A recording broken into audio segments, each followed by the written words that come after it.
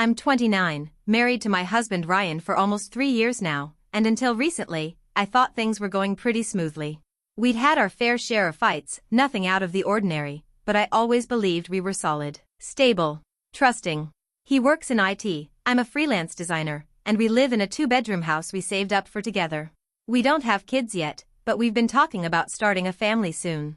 But the whole fantasy began unraveling last month, on what I thought would be a completely normal Tuesday. I had just wrapped up a client call when I got a weird text from my younger sister, Haley. She's 25, a little scattered, still figuring out her life. She's been bouncing between gigs and has trouble sticking to anything longer than 6 months, jobs, boyfriends, you name it. I love her, but I've always felt like I was the one cleaning up after her messes. She'd been renting this tiny studio for the past year, and we'd helped her out once or twice when things got tight. Anyway, the message she sent was strange. She asked if I could thank Ryan again for helping with the rent, and added a smiley face. I blinked at the screen for a second, thinking maybe she meant the one time we both gave her a loan together. But that had been over 8 months ago. So I asked her, what did she mean? Helping how? She didn't reply. I stared at that silence for a while. Called her. No answer. Then I called Ryan. That's when the lies started. When Ryan picked up the phone, his voice was normal. Calm. Too calm. I didn't lead with accusations, I just asked if he'd helped Haley recently with her rent. There was a pause. Not long, maybe 2 seconds, but enough to tell me he hadn't expected the question. Then he said, oh, yeah, just once. A couple $100. She was behind, and I didn't want her to get evicted. My stomach clenched, but I kept my tone light. I asked when this was. He said, a few weeks ago. That was already strike one. Because I'd asked Haley to come over that same week and she told me she was swamped with work and staying home to save gas money. And now I find out she'd been getting rent money from my husband? I didn't push further. Just said okay and hung up. But my gut wouldn't settle. It wasn't just the money, it was the fact that neither of them had told me. Ryan and I have always been open about our finances. We even use a shared app to track our budget. There was nothing in there about money going to Haley. So I did something I've never done before.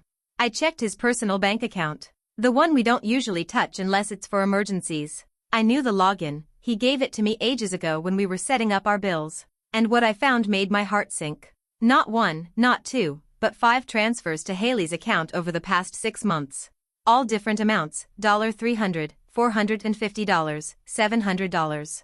Totals that didn't scream one-time help but something regular, planned, quiet. And then, the most recent one, a $1,200 payment, labeled only as H.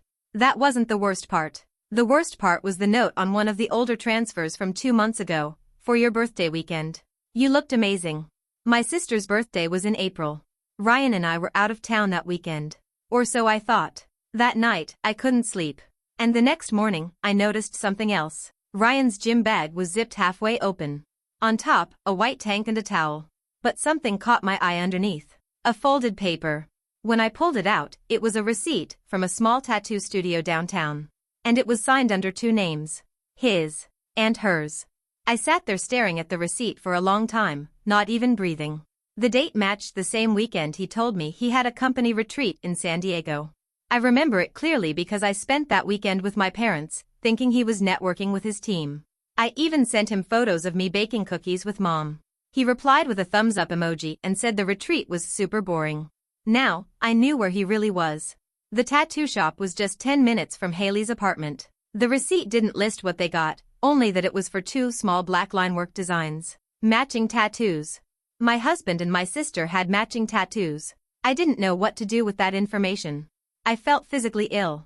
Everything in my brain screamed to confront them both, but something inside me told me to wait. To keep watching. That night, I acted normal. I made dinner like usual, sat through an episode of some forgettable series Ryan liked, and tried to act like my skin wasn't crawling just sitting beside him. I watched the way he picked at his food, how he didn't make eye contact when I spoke. He was nervous, but not for the reasons I thought. Around 11 p.m., he went to bed early. I stayed up, glued to my phone. And that's when I made the decision. I messaged my friend Danny, who works at a local spa and sees everything, especially gossip that slips during massages and facials. She lives for drama, and I knew she'd heard something. All I sent her was, "Have you heard anything weird about Ryan and Haley?" Not even 5 minutes later, she replied, "Wait, you don't know?" I felt my blood run cold. I asked what she meant. Her next message nearly made me drop the phone. Girl. They came in for a couple's massage 3 weeks ago. Said they were celebrating something. I couldn't breathe. I read Danny's message over and over, hoping I'd misunderstood. A couple's massage? Celebrating something? I wanted to believe she was wrong. That maybe it wasn't them, or maybe she misheard. But Danny isn't the type to mix things up. I asked her if she was sure, absolutely sure. She responded instantly, 100%. I was at the front desk when they checked in. They even used your last name for the booking. I felt sick. What were they celebrating? What the hell were they doing, posing as a couple at a spa? My hands were shaking as I messaged Haley. I kept it casual, asked how she was doing, said I missed her and wanted to catch up soon. She replied with heart emojis and said she was super busy with work stuff but that we should get coffee next week. She sounded completely normal. Like she hadn't been sneaking around with my husband. I knew I had to be careful. I needed to be smart. So I decided to start watching. Listening. The next day, Ryan left for work, and I stayed home pretending to work on a design job. I checked our security cameras. Ryan had set them up a year ago, but I'd never paid much attention to them. One was in the driveway, another by the side gate, and the third one, angled toward the front porch. I pulled up the footage from the day of that massage, and there she was, Haley, getting out of the passenger side of Ryan's car, wearing the hoodie I bought him for Christmas.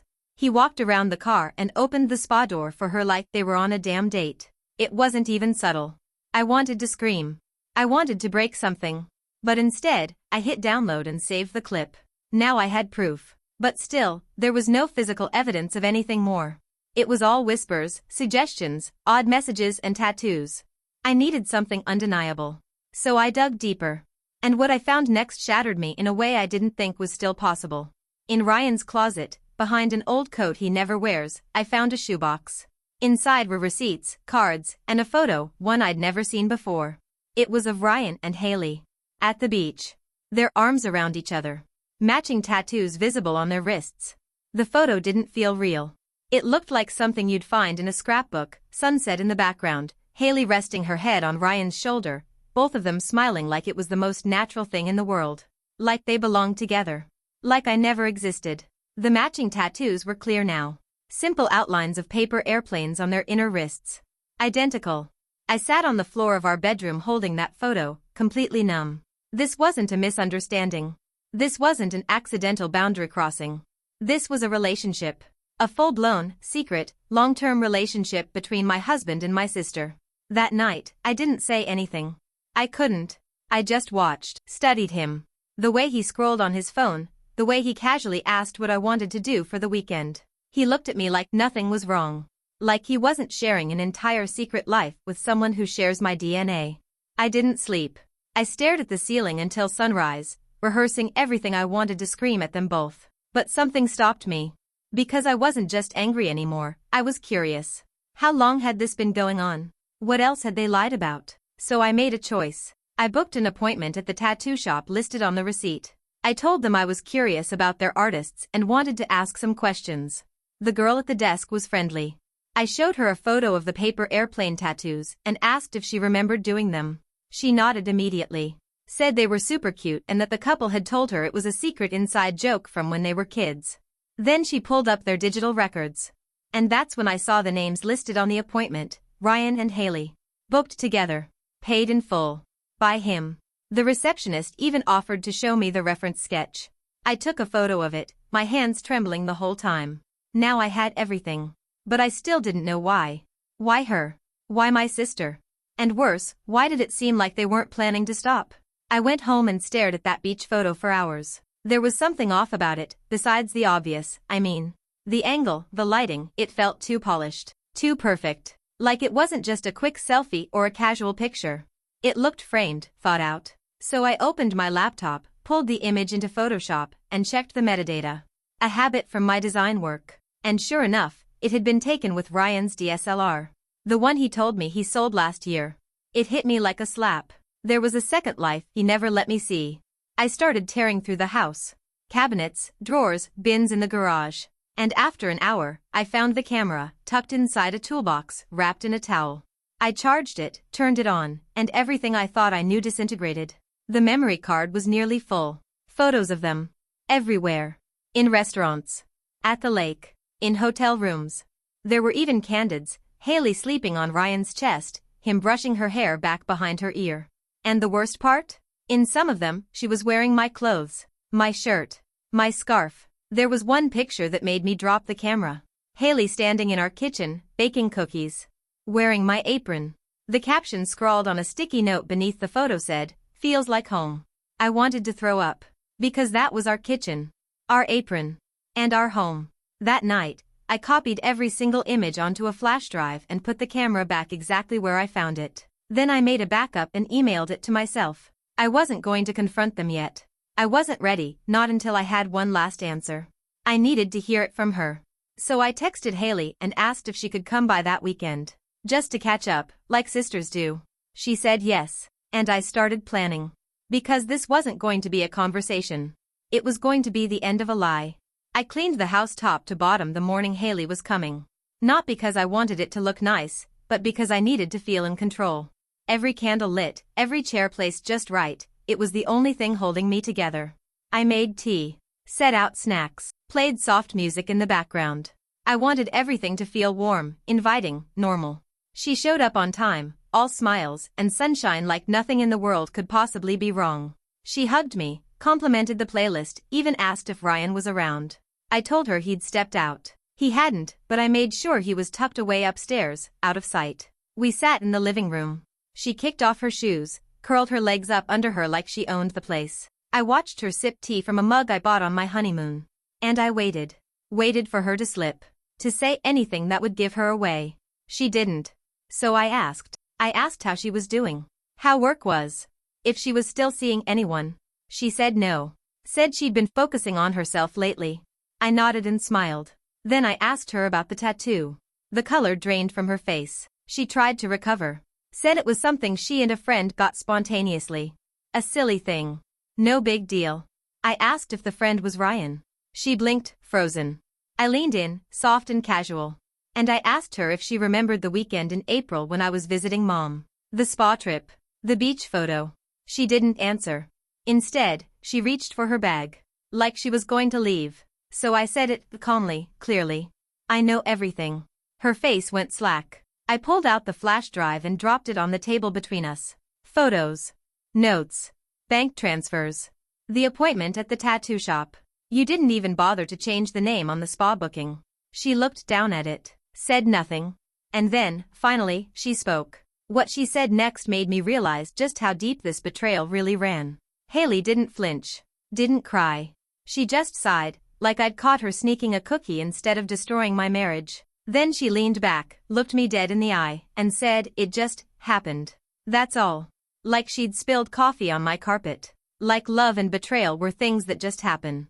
She told me Ryan had been there for her when no one else was. That he listened, helped her with money, made her feel seen. That it started with venting, then late night talks, then drinks, and eventually, they crossed a line. I wanted to scream, but I stayed still, frozen in place. She said she never meant to hurt me. That she tried to stop it. That they both did. But it was too strong. Too strong? She was talking about my husband like he was some uncontrollable chemical reaction. She said Ryan felt trapped. That he loved me but didn't feel like he could be himself with me. That I micromanaged everything. I almost laughed. Micromanaged? I handled our bills, planned our meals, covered for him when he forgot birthdays, because I thought we were a team. I didn't micromanage. I cleaned up his messes. Then came the part that really hit me. She said they weren't planning to tell me. That they were just waiting. Waiting for what? I asked. And she said, without even blinking, for you to give up. That was the moment something inside me snapped. They had built a world behind my back. Used my home, my things, my trust, and sat waiting for me to crumble. For me to break first, so they could walk away clean. But I wasn't going to give them that. I smiled, leaned back, and told her she should leave before Ryan came downstairs. Because this wasn't the end. It was the beginning of mine. Haley stood up slowly, like she was waiting for me to cry or beg or lose it. But I didn't give her the satisfaction. I watched her walk out, silent and small. She didn't look back, just grabbed her bag, slipped on her shoes, and left like she was late for a lunch date. The second the door clicked shut, I called Ryan's name. He came downstairs cautiously, like he knew something had shifted. I didn't yell. I didn't throw anything. I just handed him the flash drive and told him to look. He plugged it into his laptop without saying a word. I watched his face change as the images appeared. Photo after photo. Moment after moment he thought would stay buried. Then, without even looking at me, he said, "I didn't mean for it to go this far." I almost laughed. That tired line. That empty excuse. He said it started when Haley called him crying about rent. That she was lonely. That she reminded him of me, before I changed. Before I changed. I asked him what he meant. He said I'd become too cold. Too focused on work. Too tired all the time. As if surviving adulthood, managing bills, cooking, cleaning, and building a future was somehow neglect. I asked him if he loved her. He didn't answer. Which told me everything. I asked if they were still sleeping together. He looked away. And then, in the quiet that followed, I told him I was done. No screaming. No begging. Just a single, calm sentence. "I'll be filing for divorce this week." He didn't try to stop me. Didn't fight. He just sat there staring at the screen, like maybe if he looked long enough, the pictures would disappear. But they wouldn't. And neither would I. It's been 3 weeks since I told Ryan I was leaving, and honestly, I've never felt more clear-headed in my life. I filed for divorce that same Friday. Moved in with a friend for the time being while I figure out what's next. Ryan hasn't tried to win me back, not really. Just a few passive texts asking if there's any chance we could talk, but never anything that sounds like real remorse. I haven't replied. And Haley? She posted a picture last night, her and Ryan, at some little artsy coffee shop downtown. Both of them smiling like they've won some prize. In the photo, their wrists are clearly visible, matching paper airplanes front and center. Her caption? "When the love is real, it always finds a way dizzy." The comments are turned off. I didn't cry when I saw it. I didn't throw my phone or spiral into sadness. I actually laughed. Because that caption? It says everything I need to know. They don't see what they did as betrayal. They see it as fate. A twisted, self-serving love story where I was just the obstacle they had to overcome. But I'm not anyone's obstacle. And I'm not broken. I'm rebuilding. I've started therapy. I've reconnected with old friends. I've taken on new design projects that actually excite me. For the first time in years, my life is mine again. No secrets. No lies. No side characters playing lovers in the shadows of my trust. And while Ryan and Haley play house in the ruins of my marriage, I'm planting something new. Something honest. Because I've realized the truth, you don't lose when people betray you. You win by surviving them. And I've already won.